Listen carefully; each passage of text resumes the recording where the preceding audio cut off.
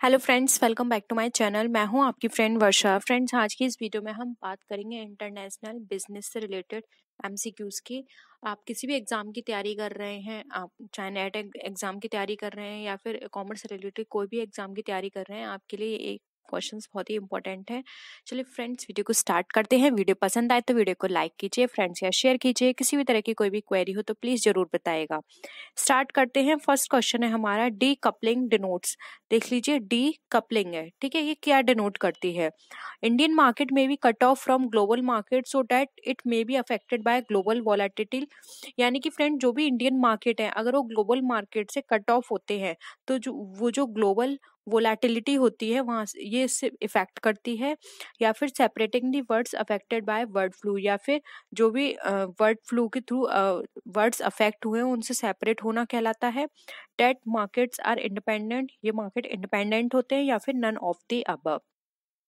तो देखिए, पहले डी कपलिंग के बारे में जान लेते हैं। देखिए, डी कपलिंग सिचुएशन वो सिचुएशन होती है जहां पर हमारी बहुत सारी असेट्स होती हैं, लेकिन वो हमारे असेट्स क्या होती हैं, वो अपोजिट डायरेक्शन में मूव करना स्टार्ट कर देती हैं। यानी कि अगर एक असेट हमारी इंक्रीज हो रही है तो अदर असेट हमारी डिक्रीज होंगी, ठीक है। अपोजिट डायरेक्शन में काम करती हैं।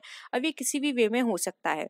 तो देखिए, यहाँ पर ऑप्शन ए जो है वो हमारा राइट आंसर हो जाएगा। यहाँ पर ये बात करें ग्लोबल मार्केट से जो इंडियन मार्केट के प्रोडक्ट हैं वो कट ऑफ हो रहे हैं, यानी कि वहां से वो उसके पैटर्न पर नहीं चल रहे हैं।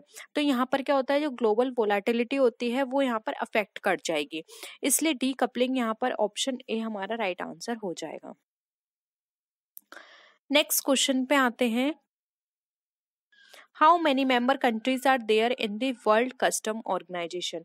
वर्ल्ड कस्टम ऑर्गेनाइजेशन में कितनी कंट्रीज हैं हमारी, हमें ये बताना है। तो देखिए, पहले हम यहाँ देख लेते हैं वर्ल्ड कस्टम ऑर्गेनाइजेशन के अंदर। फ्रेंड्स, अगर हम वर्ल्ड कस्टम ऑर्गेनाइजेशन की यहाँ पे बात करते हैं तो पहले आपको ये पता होना चाहिए कि वर्ल्ड कस्टम ऑर्गेनाइजेशन हमारी क्या होती हैं। देखिए, वर्ल्ड कस्टम ऑर्गेनाइजेशन ये हमारी एक तरह से हम ये बोल सकते हैं कि जो भी हमारी डेवलपिंग कंट्रीज होती हैं, ठीक है, वो इस चीज को मैनेज करती हैं। वर्ल्ड कस्टम ऑर्गेनाइजेशन के अंदर जो मेंबर कंट्रीज हैं और उन मेंबर कंट्रीज में भी जो डेवलप कंट्रीज हैं, वो इसकी जो भी मैनेजिंग होती है, इसकी जो भी वर्किंग होती है उसको मैनेज करके चलती हैं। अब यहाँ पे हमें मेंबर्स बताने हैं कितने हैं, 160, 162, 178 या 183। तो यहाँ पे ऑप्शंस के अकॉर्डिंग देखें तो इसके जो मेंबर्स हैं वो हैं अब यहाँ पर 183 मेंबर्स, ठीक है, वर्ल्ड कस्टम ऑर्गेनाइजेशन के अंडर। अगेन ये हमारे इंटरनेशनल ट्रेड से रिलेटेड होती हैं। नेक्स्ट है, the balance of payment accounts is conventionally divided into. अब जो बैलेंस ऑफ पेमेंट अकाउंट है वो हमारे किस में डिवाइड होते हैं? Current account and capital account, visible account and invisible account, long term capital account या शॉर्ट टर्म कैपिटल अकाउंट, या फिर नन ऑफ द अबव। देखिए फ्रेंड्स, यहाँ पे मीनिंग देखें तो आपको करंट अकाउंट और कैपिटल अकाउंट तो पता होगा, आपने पढ़ रखा है। अब यहाँ पर जो नया टर्म आया है वो है visible account and invisible account. आपने यहाँ पर लॉन्ग टर्म कैपिटल अकाउंट और शॉर्ट टर्म कैपिटल अकाउंट भी पढ़ रखा है, ठीक है। तो आप पहले मीनिंग की बात कर लेते हैं कि विजिबल अकाउंट और इनविजिबल अकाउंट्स क्या होते हैं। देखिए, विजिबल अकाउंट्स की अगर हम बात करें तो विजिबल अकाउंट ये दोनों ही, विजिबल और इनविजिबल, ये पेमेंट्स जो होते हैं हमारे, ये सब हेडिंग की तरह लिखे जाते हैं करंट अकाउंट के अंदर। यानी करंट अकाउंट में एक सब हेडिंग होती है visible account and invisible account, वहां पे ये मेंशन किए जाते हैं। अब जो विजिबल अकाउंट है उसमें विजिबल आइटम्स जो होंगे वो देखिए कौन कौन से होते हैं। विजिबल आइटम मतलब जो भी आइटम्स हमारे लिए हमको विजिबल होंगे, यानी कि ऑल फिजिकल गुड्स जिसमें डील करेगा कोई भी बिजनेस, ठीक है।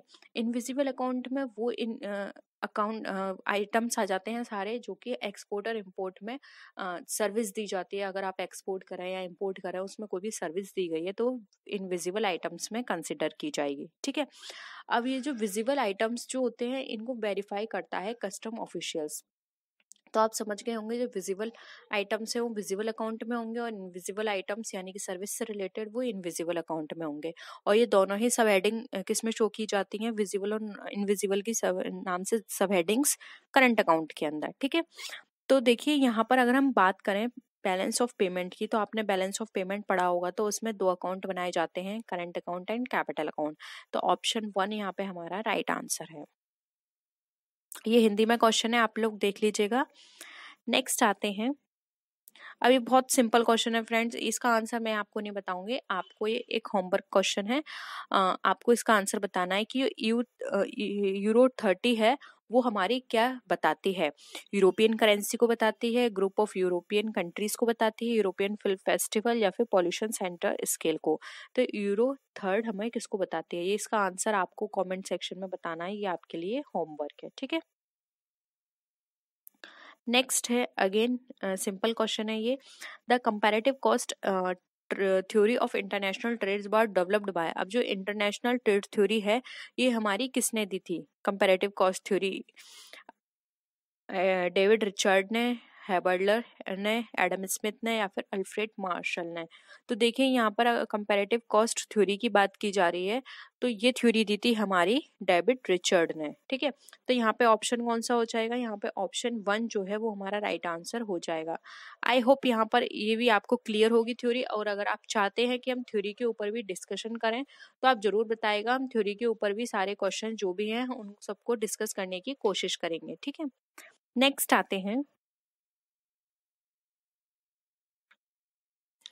विच institution is known as the soft loan window of World Bank. अब यहाँ पर हमें बताना है कि इसमें से कौन सी जो इंस्टीट्यूशन है वो हमारा कंसिडर किया जाता है या फिर जिसको हम सॉफ्ट लोन विंडो भी बोलते हैं।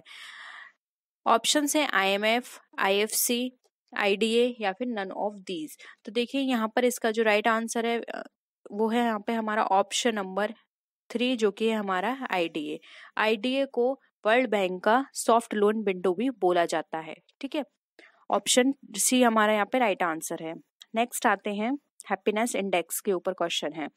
हैप्पीनेस इंडेक्स और happy planet index has been evolve jointly by the New Economic Foundation and Friends of Earth both are located in. अब ये हमारी कहाँ पर लोकेटेड है ये हमें बतानी है, ठीक है। इसका आंसर भी फ्रेंड्स आप बताइएगा प्लीज। 2 क्वेश्चंस हैं आपके, ठीक है। और आप मुझे ये भी बताइए जो हैप्पीनेस इंडेक्स है, मैं आपको ऑप्शन दे रही हूँ, फिनलैंड और डेनमार्क, इनमें से कौन सी कंट्री, 2 ऑप्शन मैंने आपको दिए हैं, फिनलैंड और डेनमार्क, इनमें से कौन सी कंट्री है जिसका हैप्पीनेस इंडेक्स हाईएस्ट है, ये भी आपको मुझे बताना है, ठीक है। इससे आपका रिवीजन हो जाएगा। नेक्स्ट आते हैं, the amount of gold reserve currency and special drawing rights available for the finance of international trade is known as. अब जो भी गोल्ड का अमाउंट है, रिजर्व करेंसी है या फिर स्पेशल ड्रॉइंग राइट्स है वो हमारे फाइनेंस के लिए अवेलेबल है इंटरनेशनल ट्रेड में, ठीक है।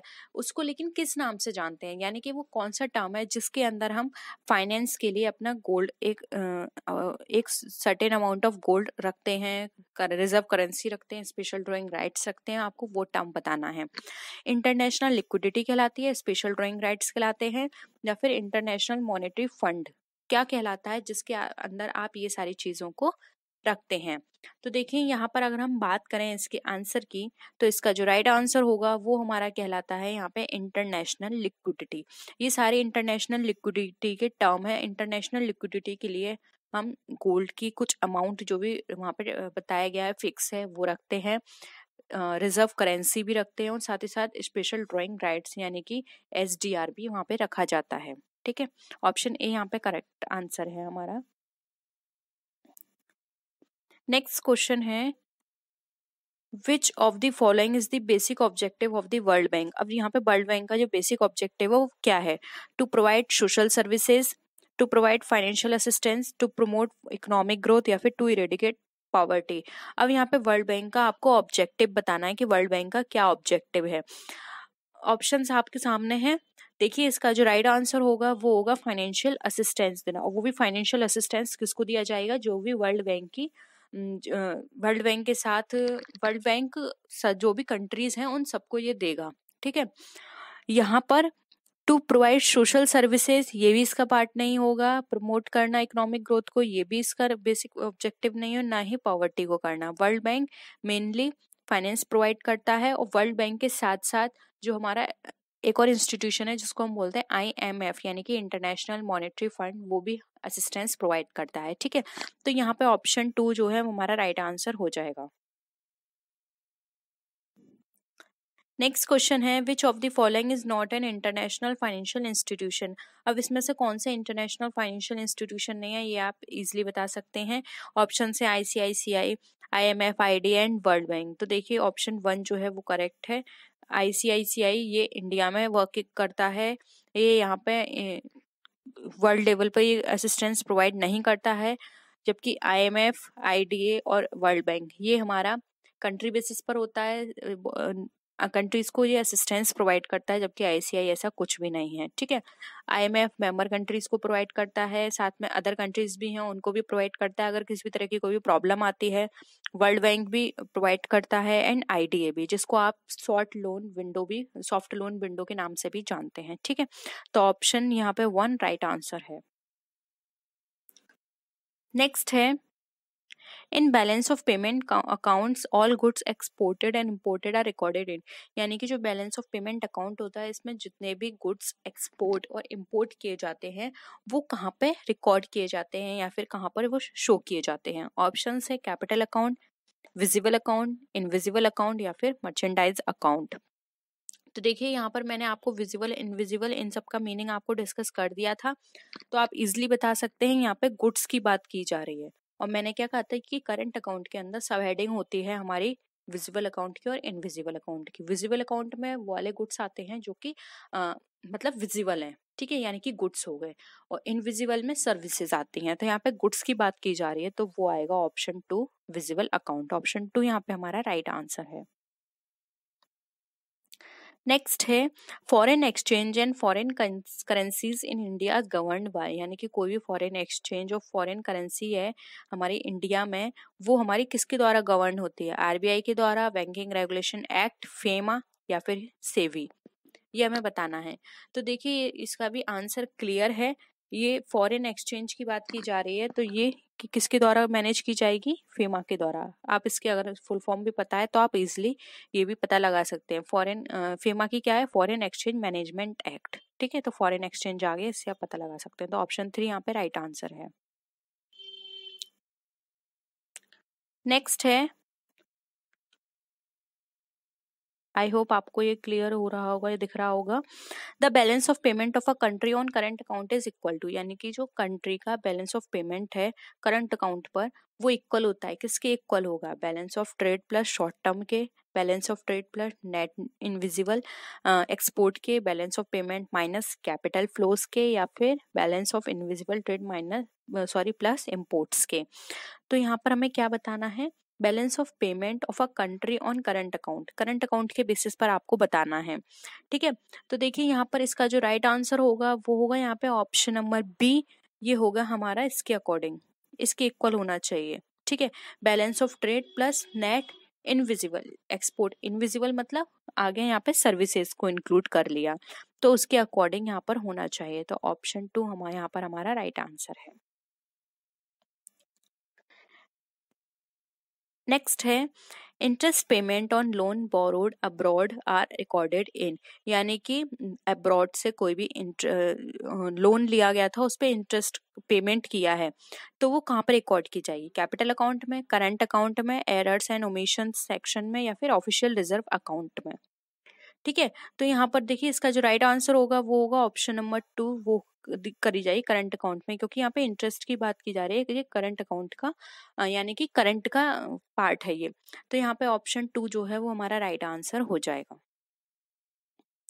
तो यही थे आज के क्वेश्चंस। आई होप आपको वीडियो पसंद आया होगा। वीडियो पसंद आए तो वीडियो को लाइक कीजिए, फ्रेंड्स के शेयर कीजिए। किसी भी तरह की कोई भी क्वेरी हो तो प्लीज जरूर बताइएगा। तो फ्रेंड्स नेक्स्ट वीडियो में आपसे फिर मिलते हैं हम और विच वीडियोस के साथ। तब तक के लिए टेक केयर, बाय बाय।